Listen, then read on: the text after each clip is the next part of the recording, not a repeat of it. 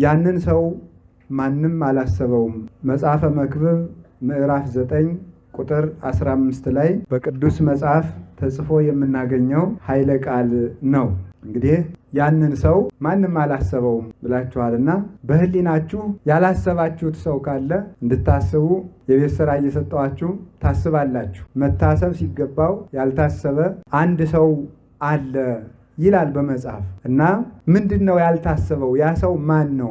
ምን አድርጎ ውለታው የተረሳበት ሰው ነው? ምን አይነት ሰው ነው? እንዲህ ሰው የተባለው ሰውዬ ማን ነው የሚለውን ታሪኩ መጽሐፍ ቅዱስ እንደ እናት ማዕድ ነው። የእንጀራ እናት ታውቃላችሁ አይደል? የሆናችሁ አትቀየሙም። የእንጀራ እናት ጠባይ ከሌላችሁ የእንጀራ እናት መሆናችሁ አያስወቅሳችሁ እና የእንጀራ እናት ስትሰጥ ለልጁ የሰጠችውን መጠን ባሏ እንዲያውቅላት አስጥታ ነው የምትሰጠው፣ ገልጣ ማለት ነው። እናት የሆነች እንደሆነ ግን በትንሽ እንጀራ ብዙ ነገር ጠቅልላ ትሰጠዋለች። ቅዱስ መጽሐፍ በጥቂት ኃይለ ቃላት ብዙ ምግቦችን ጠቅሎ የያዘ ነው። እንዲህ ተብሎ የተነገረለት ሰው ታሪኩ ከ4 መስመር የማይበልጥ ሰው ነው፣ ግን የተረሳ ማለት ነው። በቅዱስ መጽሐፍ እንደተመዘገበልን እንደተጻፈልን ሰው ከሚሰራቸው ታላላቅ ኃጢአቶች አንዱ ውለታ መርሳት ነው። ውለታ መርሳት በጣም ከባድ ኃጢአት። በራእየ ዮሐንስ 7ቱ አርእስተ ኃጣውእ ወይ ደግሞ 7ቱ የዘንዶው ቀንድ ተብለው የተነገሩለት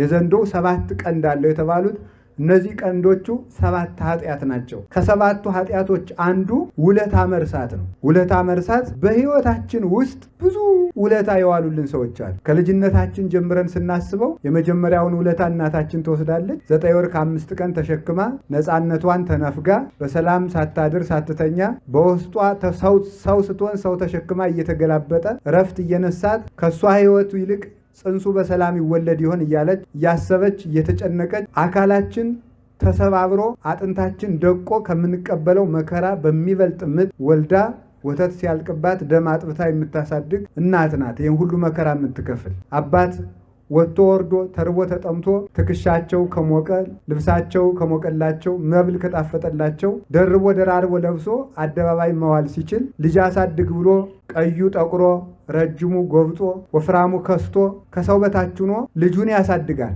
አባት ባለውለታችን ነው። መምህራን ባለውለታችን ናቸው። ካህናት ባለውለታችን ናቸው። ጎረቤት ባለውለታችን ነው። ምድር ባለውለታችን ናት። ሰማይ ባለውለታችን ነው። የፍጥረታት ሁሉ ውለታ አለብን እና የሰው ልጅ ሰው የሚባለው የዋለለትን የማይረሳ ሰው ነው። ይህ ትልቅ ሰው ይባላል። እግዚአብሔር ራሱ ውለታ ባለመርሳት የሚታወቅ ነው። እሱም ይህን ያስተማረን እሱ ነው። ታሪኩን ልንገራችሁና ወደ ትምህርቱ እንሄዳለን። እንዲህ ይላል፣ እነሆ ከሰማይ በታች አንዲት መልካም የተሻለች ነገር አየሁ፣ ይህችውም ጥበብ ናት። ከሰማይ በታች ታላቅ ነገር ያማረች ነገር አየሁ፣ ያችም ጥበብ ናት ይላል። ከሰማይ በታች ትልቁ ነገር ምንድን ነው? ጥበብ ነው። ሀብት ያለው ሰው ጥበብ ከሌለው ለሌባ ለወንበዴ ዘርቶት ይሄዳል። ጥበብ ያለው ሰው በቀዝቃዛ ውሃ መንግሥተ ሰማያት ሲገባ፣ ጥበብ የሌለው ሰው ደግሞ በሙሉ ሀብቱ ታስሮ ሲኦል ይወርዳል። ሀብትም ጥበብ ያስፈልገዋል። ሰለስቱ ምዕት በፍትሕ መንፈሳዊ ባለጸጋ ብትሆን ጥበብ የሌለህ ሰው አትሁን፣ ጥበብ ከሌለህ ጥቅም የለውም ይላል። ሁሉ ነገር ትዳር ጥበብ ያስፈልገዋል። ሳያውቅ የገባ ሰው ሳያውቅ ይወጣል። ንግድም ጥበብ ያስፈልገዋል። ምግብም ጥበብ ያስፈልገዋል። ሁሉ ነገር ጥበብ ያስፈልገዋል። አነዋወር፣ አነጋገር ሁሉ ጥበብ ያስፈልገዋል። ግባ ማለትና ግባ ማለት ልዩነት አለው አይደለም? ይኸው በዚህ ጠብ ይመጣል ማለት በአነጋገር ችግር ማለት ፊደሉ አንድ ነው። ንባብ ባለማሳመር ማለት ይህም ጥበብ ያስፈልገዋል። ሁሉ ነገር ልብስ ጥበብ ያስፈልገዋል። አጠቃላይ መውጣት መውረዳችን ሁሉ ጥበብ ያስፈልጋል። የሚጽፍም በጥበብ ነው፣ የሚናገር በጥበብ ነው፣ የሚበላም በጥበብ ነው፣ የሚጠጣም በጥበብ፣ ሁሉም በጥበብ የሚኖር በጥበብ። ስለዚህ ይህንን ከሰማይ በታች ትልቅ ነገር ምንድን ነው ጋር ጥበብ ነው። ደስታም ጥበብ እኮ ያስፈልገዋል። ደስታ እንኳን ሐዘን ደስታ ጥበብ ያስፈልገዋል። ልቅሶም እኮ በጥበብ ነው የሚደረገው። ጥበብ የሌለው ሰው ልቅሶ ያውቃል? አይቻልም። አሰርግ ቤት ተሄዶ ይለቀሳል? አይለቀስም። የልቅሶም ቦታ አለ፣ የደስታም ቦታ አለ። ሁሉም በቦታው ነው የሚደረገው። አሁን ያለ ልክ ዝም ብሎ ወዲያና ወዲህ እያሉ ቢያለቅሱት መሰበርም አለ። ኤሊን ታውቁታላችሁ? ታቦተ ጽዮን ተማረከች ሲሉት አዳንቄ ያለቅሳለሁ ሲል የገዛ ወንበሩ ጥሎት ተሰብሮ ሞተ። አዳንቆ ማለቀስም ችግር ነው። እዚህ ዳጋ እስጢፋኖስ አጽማቸው ያሉ ነገስታት አሉ። ከገዳሙ አጽማቸው በዳጋ እስጢፋኖስ ካረፉ ነገስታት አንዱ ንጉስ አዞር የሚባል አለና የ6 ሰዓት ንጉስ ነው። እስከ 6 ሰዓት ነው የነገ በኢትዮጵያ ታሪክ የ6 ሰዓት የንግስና ታሪክ ያለው ንጉስ እሱ ብቻ ነው። የሞተ በምንድን ነው ካላችሁ በደስታ ነው። ነግሶ ራቅ አርጎ ህዝቡን ራቅ አርጎ ቢደሰት እኮ ጥሩ ነበረ። ሰው ሁሉ እንኳን ደስ ያለ እያለ መጥቶ ሲሰፍርበት ትንፋሽ አጥሮት ሞተ። ይሄ ችግሩ ነው። ይሄ ራሱ ማለት ነው። ደስታም በጥበብ ነው፣ ሀዘንም በጥበብ ነው። ሁሉም ነገር ነው እና ይሄ ነው በጥበብ ከተለቀሰ የንጉስ ልጅ ሲሞት የሚለቀስና ንጉስ ሲሞት የሚለቀሰው ልቅሶ ልዩነት አለው አሉ። ሰው ሲያለ ንጉስ ሲሞት የሚለቀሰው ምን ተደርጎ ነው? ከበድ ተደርጎ ነው? ቀለል ተደርጎ ይመስላችኋል? የንጉስ ልጅ ሲሞት የሚለቀሰው ሰውና ንጉስ ሲሞት የሚለቀሰው ልዩነት አለ። በቃ ለእናንተ ሰጥቻችኋለሁ። ሁሉም በጥበብ ነው። ከቃሉ ጋር ናችሁ? አዎ ሁሉም ነገር እኮ በጥበብ በብልሃት ፈሊጥ የሌለው ሰው ፈጽሞ ቢሰጡት ወሮሮ መጣል ብቻ ነው። አያምርበትም። ሁሉም ነገር አይጠጋውም፣ ይይዘዋል እንጂ ማለት እና ጥበብ ያስፈልጋል። እና ከሰማይ በታች ጥበብን መልካም ነገር ሁና አየዋት። ባቲ ኃያላን ይነግሱ ባቲ ይጽሕፉ ጽድቀ ጠቢባን ይጽሕፉ ጽድቀ። ጥበበኞች በጥበብ ጥበብን ይጽፋሉ፣ ነገስታት በጥበብ ይነግሳሉ። ሁሉም ነገር እድሜም ጥበብ ያስፈልገዋል። ካልተጠቀሙበት እድሜ ቢሰጥ ጥቅም የለውም፣ አዙሮ ይጥላል። እንዲያውም ለክፉ ሰው ጥበብ ከሌለው መቆየቱ ፍዳ ያስጨምርበታል እንጂ ጥቅም የለው። መቆየቱ በሰው ቀን ባደረ ቁጥር ሌት ባደረ ቁጥር ቀን በዋለ ቁጥር በክፋት ላይ ክፋትን እየጨመረ ሳይመለስ በመቅረቱ እግዚአብሔር በሱ ላይ ፍዳ ከመጨመር በቀር ከመቆየቱ የሚጠቀመው ሰው ስለሌለ ያለ ጥበብ የያዙት እድሜም ጥቅም የለው። ሁሉም ጥበብ ነው። ከሰማይ በታች አንድ መልካም ነገር አየሁ እሱም ጥበብ ነው ይላል ሰሎሞን። በኋላ ምን ያልተመልከቱ አንዲት ሀገር አየሁ ያቺ ሀገር ታናሽ ከተማ ናት ይላል። ታናሽ ከተማ አየሁ በመጠን ያነሰች ከተማ፣ ያቺ ሀገር ግን በእኔ ዘንድ ታላቅ ናት ይላል። ወደ ላይ ለጥበብ ቢቀጥሉለት ደግሞ ጥበብ በእኔ ዘንድ ታላቅ ናት። አንዲት ታላቅ ሀገር ታናሽ ሀገር አየሁ። አንዲት ታናሽ ሀገር ያቺ ሀገር ግን በእኔ ዘንድ ታላቅ ናት። በውስጧ የሚኖሩ ሰዎችም ቁጥራቸው ጥቂት ነው። በውስጧ የሚኖሩ ሰዎች ዋመ መጻ ላይሊሃ ንጉስ አብይ ወአገታ። ታላቅ ንጉስ ብዙ ሰራዊት ያለው ሰው ንጉስ መጥቶ ያችን ሀገር ከበባት ይላል። ከበባት ያችን ሀገር አስጨንቆ አስጠብቦ ሰራዊት አብዝቶ ያችን ሀገር አስጨንቆ ያዛል። ከተማይቱ ታናሽ ናት፣ ህዝቧም ጥቂቶች ናቸው። ግን ከህዝቧ የሚበዛ ሰራዊት ያለው በመንግስቱ የገነነ ንጉስ መጥቶ ያችን ሀገር ከበባት። ወየሐንጽ ላይሊሃ ጥቅመ አብየ። ያ ንጉስም በእሷ ላይ ቅጥር ቀጠረባት፣ ታላቅ ህንፃን አነጸ ማለት ብዝሃ ሰራዊት አበዛባት፣ ኃያላኑን አሰለፈባት።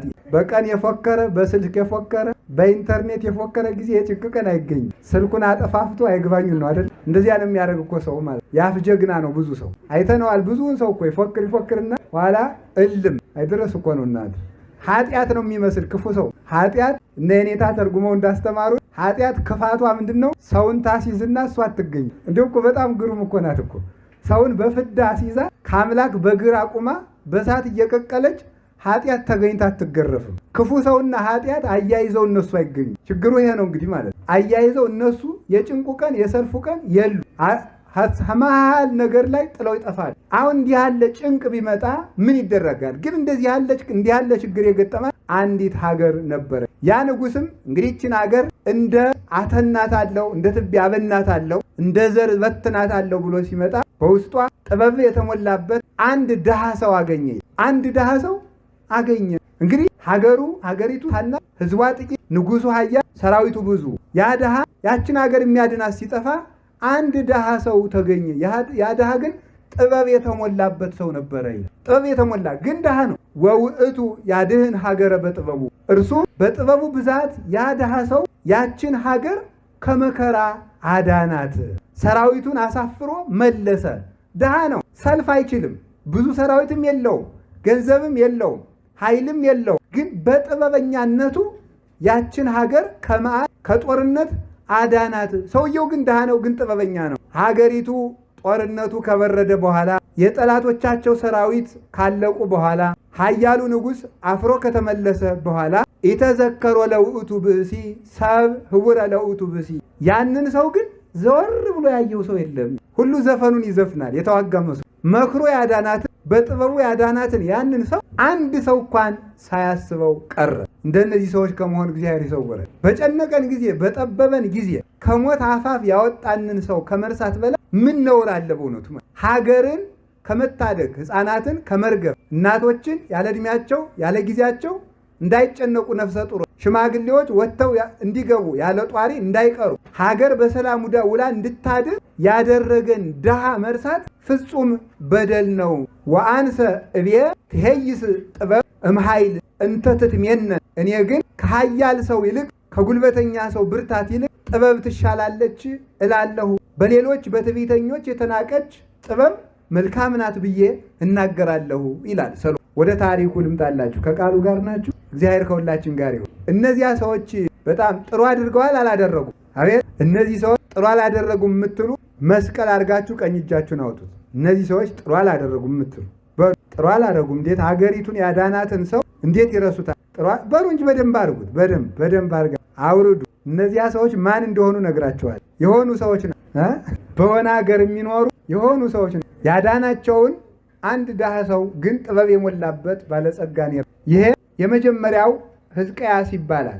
እስኪ በሉ ሕዝቅያስ ይባላል። ታሪኩን አልተርከው። ሕዝቅያስ ሰናክሬም የሚባል ንጉሥ በመጣበት ጊዜ እንደ ሰናክሬም ያለ ሰራዊት የሌለው ውጊያ የማያውቅ በኃይል ያልበረታ በታናሿ ሀገር በጥቂቷ አውራጃ በኢየሩሳሌም የነገሰ የታላቁን የፋርሱን ንጉሥ ሰናክሬምን እንኳን ለመግጠም ከሱ ጋር ለመነጋገር እንኳን አቅምና ብርታት የሌለው የአንዲት ክፍለ ሀገር ንጉሥ የነበረ ሕዝቅያስ ይባላል። ትንቢተ ኢሳይያስ ምዕራፍ 38 ላይ ታሪኩን ታገኙታላችሁ። ይሄ ሰናክሬም 185,000 ወታደር ይዞ የመጣ ሰው 185,000 ወታደር ይዞ የመጣ እስራኤል ደግሞ ምንም እንዲሁ ዝም ብላ ቁም ነገር የሌላት ማለት ነው። ያቺ ሀገር ቁም ነገር የሌላት ወይ ኃይል የላት እንደዚህ ያለች ሀገር ነበር። ሰናክሬም በሙሉ ሰራዊቱን እንደ ጎርፍ አብዝቶ እንደ ተራራ አቁሞ በቁጣ ያለ ምሕረት ያለ ርኅራኄ መጣ። ግብሬን ገብር ለጣዖትም ስገድ ብሎ በሕዝቅያስ ላይ ላከበት። እዚያ በኋላ የወርቅ ወንበር አሰርቶ ይህን ልኬልሃለሁ ወደፊት እገብራለሁ፣ ይህን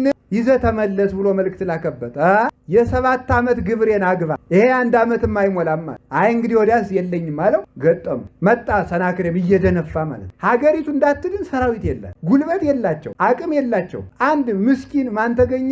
ንጉሳቸው ያው ሕዝቅያስ ነው። ሕዝቅያስ ገብቶ ነቢዩ ኢሳይያስን አማከረው። እንዲህ ያለ ነገር ሆኖብኛልና እንዲያው ምን ላድርግ አለው። ከታቦተ ጽዮን ገብተህ አልቅስ፣ እግዚአብሔር ኃይል ይልክልሃል አለ። ገብቶ እግዚአብሔር ኃይል አለኝ ሲሉት ካለህማ ሲደክም እመጣለሁ ብሎ ጥሎ ይሄዳል። የለኝም ሲሉት ግን እግዚአብሔር በኃይል ይረዳል። ኃይል የለኝም ሲል ሕዝቅያስ እግዚአብሔር ገብቶ ረዳው። በማን? በነቢዩ በኢሳይያስ ረዳውና በአንድ ቀን ሕዝቅያስ ሰራዊት ሳያደራጅ የጦር መኮንኖች ሳይበረቱ ሰልፉ ሳይሞቅ ራሱ ቅዱስ ሚካኤል የብርሃን ሰይፉን ጋት ያህል መዞ ለሰናክሬም ወታደሮች ቢያሳያቸው 185,000 የሰናክሬም ወታደር ደም ጎርሶ ወድቆ እንደዚህ አድርጎ ያን ሁሉ አርግፎ ታደረ። እግዚአብሔር ኃያል፣ እግዚአብሔር ብዋጋ ጉልበቴ ነው፣ ጋሻዬ ነው፣ ብሮት መሸሸጊያ ነው፣ በአምላኬ በእግዚአብሔር ኃይል ቸርነት ቅጥሩን ዘልዬው እሄዳለሁ ብሎ ይናገራል። የማይቻል ነገር ነው። አሁን ግርግዳና ጣራ ዘሎ ማለፍ ለሰው ልጅ አይቻል፣ እግዚአብሔር ካለ ይቻላል። የማይቻለው ተችሎ እስራኤል አሸነፉ። ራሱ ሰናክሬም ማን ነው? ተመልከቱ። በመኑ ተወኪለከ አለው ከኒ እያለ ሕዝቅያስ በማን ተመክተህ ነው እንዲህ የምታደርግ? ያቺ ታቦተ ጽዮን የምታድን መስሎሃል? እያለ እግዚአብሔርን እየተሳደበ ንጉሱ እንኳን እስራኤል ሀገሪቱ የእስራኤል ንጉሱ እንኳን አይተርፈኝም እያለ የመጣው ሰራዊቱ ሲያልቁበት እየሮጠ ደግሞ እሱ ፈርቶ ሳሩ ቅጠሉ ሁሉ የሰናክሬም ወታደር እየመሰለው እየደነገጠ ሂዶ ከሀገሩ ሲገባ የገዛ ልጆች ሰራዊቱን አስማርከህ የመጣህ በልቼ ካረጀው ገዝቼ ካፈጀው ብለህ ነው ብለው የገዛ ልጆቹ በምንድን ነው? በሙቃጫ ግልገል አናቱን ብለው ገደሉት። የገዛ ልጆቹን ማለት ማን አዳነ ሲባል ሕዝቅያስ በጥበቡ ምንድን ነው? ድሃ ነው ማለት ሀብት የለውም፣ ጉልበት የለውም፣ ሰራዊት የለውም። ግን በጥበቡ ግን ኢሳይያስ ተማጽኖ ኢሳይያስ ወደ እግዚአብሔር አመልክቶለት ይህንን ድል ነሳ። አላዙም ሕዝቅያስን አላዊ ሲሉት ሲወነጅሉት ነበረ። እሱም ኢሳይያስን ረስቶ ነበረ። ሕዝቅያስ እንዳንተ ያለ ግን ማን አለ? ኢየሩሳሌም የተባለች ድንግል የተባለች ኢየሩሳሌም፣ ወልድ የተባልክ አንተ እኮ ነህ። ድንግል የተባለች ኢየሩሳሌም፣ ወልድ የተባልክ አንተ እኮ ነህ ሲሉ እሆን ይሆናል ጥጋቡ ማለት ነው። ኢሳይያስን ረስቶ እግዚአብሔርን ረስቶ እኔ ነኝ አለ። እግዚአብሔር የማያስቆም በሽታ ደው ያሳደረ። ኋላ ደግሞ መልሶ ልቅሶ። የእኛ ነገር ይሄ ነው። ጸበል ስንሄድ ሰላምታችን ሁሉ ማማሩ፣ ደህና ናችሁ፣ እግዚአብሔር ይመስገን። እግዚአብሔር ለስላሳ እንመስላለን። ቀጣፊ እኮ ነን እኛ እኮ እንደው በእውነቱ ማለት ነው። ሰው መስለን አሁን ሲያመን ጥሩ ነን አይደለ? ስንያዝ መልካም እንሆናለን። ደግሞ ስንቸገር ደግሞ በመለከት ነጋሪት እናስጎስማል። ይህ ነው የመሬቱን ስንረግጠው እንኳን ልክ መጠን የለም። አለቀሰ። ኋላ ነቢዩ ደግሞ ኢሳይያስ ጸልዮ ደግሞ 15 ዓመት በእድሜው ላይ ጨመረ። ውለታ ከመርሳት ይሰውረን። ሌላው ደግሞ ያንን ሰው ማን አላሰበውም የተባለ ራሱ መድኃኔዓለም፣ እሱ መድኃኔዓለም ኢየሱስ ክርስቶስ ነው። ታናሽ ሀገር የተባለ አዳም ከነ ልጆቹ የሰው ልጅ ነው። ታላቅ ግንብ የገነባ ሰራዊት ያቆመ ዲያብሎስ ነው። ያንን ንጉሥ የሚመልሱበት አቅም የሌላቸው ናቸው፣ ህዳጣን ናቸው፣ በጉልበትም በአቅም ደካሞች ናቸው የተባለ የአዳም ልጆች ዲያብሎስን የማሸነፍ አቅም የላቸውም ነበር። ኋላ ያንን ሰው ለማዳን አንድ ድሃ ሰው ተገኘ። ወረከበ በውስቴታ ብእሴ ጠቢበ ወነዳዬ፣ ጠቢብና ድሃ የሆነ ወውቱ ያድህን ሀገረ በጥበቡ ብዛት ሀገርን የሚያድን አንድ ድሃ ሰው ተገኘ። ሀገሪቱን ማዳናት። ያ ድሃ የተባለ ክርስቶስ ነው። እንዘባይል ውእቱ እምኩሉ አንደየ ርሶ እንኩሉ ከመትበአሉ አንትሙ በንዴተ ዚአሁ። በእርሱ ባለጸግነት ድህነት እናንተ ባለጸጎች ተሆኑ ዘንድ ከሁሉ ባለጸጋ ሲሆን ራሱን ድሃ አደረገ ተብሎ የተነገረለት ወነስአ አርአያ ገብር ተብሎ የተነገረለት የተገዥ የባሪያን መልክ ይዞ የመጣ ኃያል ሲሆን ድኩም፣ ምሉ ሲሆን ውሱን ሁኖ የመጣ እሱ ስፉ ሲሆን ተወስኖ፣ ረቂቅ ሲሆን ገዝፎ የመጣ ኃያል አምላክ ስለኛ በፈቃዱ እየተራበ በፈቃዱ አንድ ልብስ ለብሶ በፈቃዱ በዚህ ዓለም ተመላልሶ ደክሞ ወጥቶ ወርዶ ዓለምን የታደገ ራሱ ኢየሱስ ክርስቶስ ነው። የእንጨት ደም አፍሰን የጠፋነውን የእሱን ደም አፍሶ ያዳነን የታደገን፣ በልተን የጠፋነውን አብልቶ ያዳነን፣ በልተን የተራቆትነውን ስጋውን አብልቶ የብርሃን ልብስ ያለበሰን፣ እርሱ ርስት ያወረሰን፣ ተሰዶ ርስት የሰጠን፣ ደክሞ ኃይል የሰጠን፣ ሙቶ ሕይወትን የሰጠን፣ ታሞ በሕማሙ ያዳነን ራሱ መድኃኔዓለም ኢየሱስ ክርስቶስ ነው። እርሱ ነው። ጥበበኛ ነው። ዲያብሎስ በጥበቡ ዲያብሎስ ተተንኩሎ እባብ ለብሶ ሔዋንና አዳምን እንዳጠፋ መድኃኔዓለም ደግሞ በስጋ ብእሲ የሰውን ስጋ ለብሶ ከዲያብሎስ ተሰውሮ ዲያብሎስን ድል የነሳ ዓለምን ከፈጠረበት ጥበቡ ዓለምን ያዳነበት ጥበቡ ይበልጣል ተብሎ እንደተነገረለት ይህንን ዓለም ራሱን ድሃ አድርጎ በጥበቡ የፈወሰ ያዳነ መድኃኔዓለም ኢየሱስ ክርስቶስ ነው። ያንን ሰው አቅም ሳይኖረን የደረሰልን እርሱ ነው። ያንን ሰው ማንም አላሰበውም ማለት ክርስቶስን የሚያስበው ሰው ጠፋ ማለት ነው። ይኸውላችሁ ክርስቶስን የሚያስብ ሰው ፈጽሞ የለም ዛሬ። የእሱንና የእኛን አስታውሱት። እሱ ቅዱስ ጳውሎስ እንዳለ ዘአኮ ይእምፅ እግዚአብሔር ተልእኮተክሙ፣ እግዚአብሔር ለቅዱሳን ስላገለገላችሁ ለቅዱሳን ስለደከማችሁ ዕብራውያን 6 ላይ እንደተናገረ ለቅዱሳን ያገለገላችሁትን አገልግሎት ይረሳ ዘንድ እግዚአብሔር አመፀኛ አምላክ አይደለም ይላል። እግዚአብሔር ውለታ ያስታውሳል። ከውለታዎቹ አንዱ ቅዱሳን በሕይወት ሳሉ የደከሙትን ሲሞቱ ያስታውስላቸዋል። አብርሃም፣ ይስሐቅ፣ ያዕቆብ በሕይወታቸው ደክመው ያደረጉለትን ከሞቱ በኋላ አስቦላቸዋል። አስቦም ለልጆቹ ርስት አውርሶላቸዋል። ሰሎሞን 1000 ሴት አግብቶ ሰሎሞን 1000 ሴቶችን ተከትሎ አመንዝሮ 2 ዓመት ለጣዖት አጥኖ እግዚአብሔርን ሲያስቀይም እግዚአብሔር በኃጢአት ምክንያት መንግስትን ከሁለት እከፍለዋለሁ ካለ በኋላ ስለ አባትህ ስለ ዳዊት ስል ግን በዘመንህ አላደርገውም ብሎታል። ዳዊትን አስቦ የዳዊትን ውለታ እግዚአብሔር በልጁ አስቦለታል። እግዚአብሔር ውለታ ያስባል። ደግሞ እኮ የሚያስደንቅ እኮ ነው። ለእግዚአብሔር ውለታ የሚውልለት ሰው የለም። እንዴት ብትሉ ለሱ ያደረግነው ነገር ራሱ ከሱ የተገኘ ስለሆነ ብንማር እሱ በሰጠን አይምሮ ነው። ብናስተምር እሱ በገለጠው ዕውቀት ነው። ብንሰጥ እሱ ያበቀለውን እህል ነው። ብናጠጣ እሱ ያፈሰሰውን ውሃ ነው። ልብስ ብንሰጥ እሱ ካበቀለው ጥጥ አግኝተን ነው። ብንሰግድ እሱ በፈጠረው ኃይል ባጎናጸፈው ጉልበት ነው። ብናመሰግን እሱ ባከናወነው አንደበት ነው። መልካም ብናስብ እሱ በፈጠረው ልቡና ነው። ብንቀድስ ብናስቀድስ በገዛ ሥጋው በገዛ ደሙ ነው። የእሱ ያልሆነ የለም። ስለዚህ ምን ይባላል? ተመልከቱ። ዘያአሲ ተወካፊ የሚሰጥ የሰጠውን ሰጣችሁ ብሎ ደግሞ ዋጋ የሚከፍል ራሱ የሰጠውን እንጀራ ዘከራችሁልኝ ብሎ ለዚያ ዋጋ የሚከፍል እንደሱ ያለ ማንም የለም። መኑ ይመስለከ እምነ አማልክት እግዚኦ የሚባለው ለዚህ ነው። እንደ እግዚአብሔር ያለ ፍጹም ቸር ፈጽሞ የለም። እንዲህ የሚያደርግ ግን ከሰጠው የተከለከለ እሱ ነው። ደግሞ ከሰጠው የተከለከለ የዚህ ዓለም ነገስታት ካልፈጠሩት ፍጥረት ያስገብራሉ። መንግስት ይቀየም ይሆን? አይቀየም። አይቀየም። አሁን መንግስት የመሬት ግብር ያስከፍላል አያስከፍልም? ተናገሩ እንጂ ፈርታችሁ ነው በሉ እንጂ። መንግስት ግን መሬትን ፈጥሯል። ግን ይገበርለታል አይገበርለትም? ገብሩ፣ ጥሩ ነው። ግብር ክፈሉ። እውነቴን ነው። ግብር አለመክፈል ኃጢአት ነው። ጌታም ራሱ እኮ ከፍሏል። አይሁድ የሚያደርጉት ቢጠፋቸው መምህር አቤት ለቄሳር ግብር እንክፈል፣ መናጢ አይደሉ መችስ እንክፈል ክፈሉ ቢል ፖለቲከኛ ነው ሊሉ ነው። እናንተስ እኛን እንዲያድ የምትሉት መከራ እኮ ነው፣ አይደረስ ነው። መንግስት ህዝቡ እንዳያለማ እያደነዘዛችሁት ነው ይላል። እኛን መጥቶ ስብከት እያበዛችሁ ነው ይላል። እናንተ ደግሞ ፖለቲካ እየሆኑ ነው አባቶቻችን ትላላችሁ። ደግሞ አማል መንጓለል ማለት እኮ ይሄ ነው። አይሁድም ሊያጣብቁት ክፈሉ ቢላቸው የመንግስት አዳሪ ነው ሊሉት፣ አትክፈሉ ቢል ደግሞ አላዊ ነጋሲ ነው ንጉሱን ደግሞ ክዷል ሊሉ ነው። ሳንቲሙ ላይ የተጻፈው የማን ነው አላቸው። የማን ስም ተጽፏል አለ? በጎን የቄሳር በጎን የኪሩቤል። የቄሳርን ለቄሳር ስጡ፣ የእግዚአብሔርን ለእግዚአብሔር ስጡ አላቸው። በተንኮል ቢመጡት አስጨንቆ አስቸግሮ ልፉበት ብሎ መለሰላቸው። አንድ ሳንቲም ይውላችሁ በጎን ቄሳር ተስሏል፣ በጎን ኪሩቤል። አሁን እንዴት አድርገው ነው የኪሩቤልን ለእግዚአብሔር ቄሳርን ለቄሳር የሚሰጡት? ተቸገሩበት ብሎ እዚያው ሰደዳቸው። ምስጢሩ ግን ቄሳር የተባለ ዲያብሎስ ነው።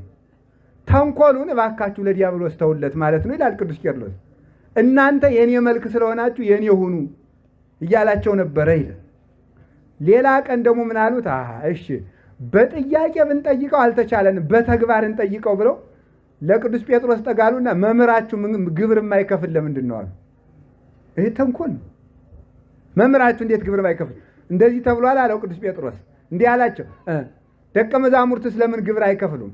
የነገስታት ልጆች ይገብራሉ ወይስ ያስገብራሉ? አይ ያስገብራሉ እንጂ አለው። እንግዲያ አሉት፣ እንግዲያ የንጉሠ ሰማያት ወምድር የእግዚአብሔር አብ የባህሪ ልጁ እኔ እገብራለሁ አስገብራለሁ እንጂ ግን ከመይታወኩ ህዝብ እሱ መቼም ለህዝብ የኖረ አምላክ ስለሆነ ህዝቡ ከሚታወኩ ብሎ ቅዱስ ጴጥሮስን ሂድና ባሕር አሳ ዘመተህ ገብር አለው። ቅዱስ ጴጥሮስ በለመደው ሙያው አሳ ሊያጠምድ ሄደ። ብልሃቱ ግን እኔ ባሕር የምትገብርልኝ አምላክ ነኝ እያላቸው ነው። እኔ ባሕር የምትገብርልኝ ሰውን እናንተ ግን ገብር ትሉኛላችሁ። ግብር ከባሕር አስወጥቶ ግብር ከፈለ ክርስቶስ። ከፍሏል፣ ክፈሉ ብዬ ነው ግብር። ወደ ቁም ነገሩ ግን ስንመጣ መንግስት፣ ዋናው ነገር መንግስት ያልፈጠረውን ያስገብራል ነው ሐሳባችን። እግዚአብሔር ግን በፈጠረው ፍጥረት የሚሰጠው የለም። እሱ ፈልጉ ማር ሰጥቶ ውሃ የዘከረ ይላል። እንዲያው እኮ ጽሑፍ ድንቅ እኮ ነው። ማር የዘከረ ቢል እኮ የሚጸድቅ ድሃ አይገኝም። ዘውሃ በጽዋ ማይቆሪር ነው ያለሱ። ቀዝቃዛ ውሃ የሰጠ ወተት ሰጥቶ ውሃ የዘከረ ይላል። ማር ሰጥቶ ውሃ የሚለምን ቀዝቃዛ ውሃ የሰጠ እግዚአብሔር በእውነቱ እግዚአብሔር ያሳያችሁ፣ ክርስቶስ ያመልክታችሁ። እሱ ማር ሰጥቶ ማር ስጡኝ አላለም። ወተት ሰጥቶ ወተት ዘክሮ አላለ። ውሃ የዘከረ አለ። ድሃ የሚያገኘውን ማለት ነው። በዚያ ቀዝቃዛ ውሃ ምራችኋለሁ አለ። ልብ በሉ፣ እሱ ቀዝቃዛ ውሃ የዘከርነውን ዝክር ውለታ አስታውሶ እያዳነ፣ እሱ ግን ደሙን ሰጥቶ የእሱን ውለታ የሚያስብለት የለም። የገዛ ደሙን ሰጥቶ የገዛ ስጋውን ቆርሶ ሰጥቶ የእሱን ውለታ የሚያስብለት የለም። ክርስቶስን አስቀምጠን እንጣላለን፣ እንባላለን። እማናደርገው ኃጢአት የለም። እማናደርገው እግዚአብሔር ማደሪያ አቶ ከኛ እስኪለይ ድረስ እንበድላለን።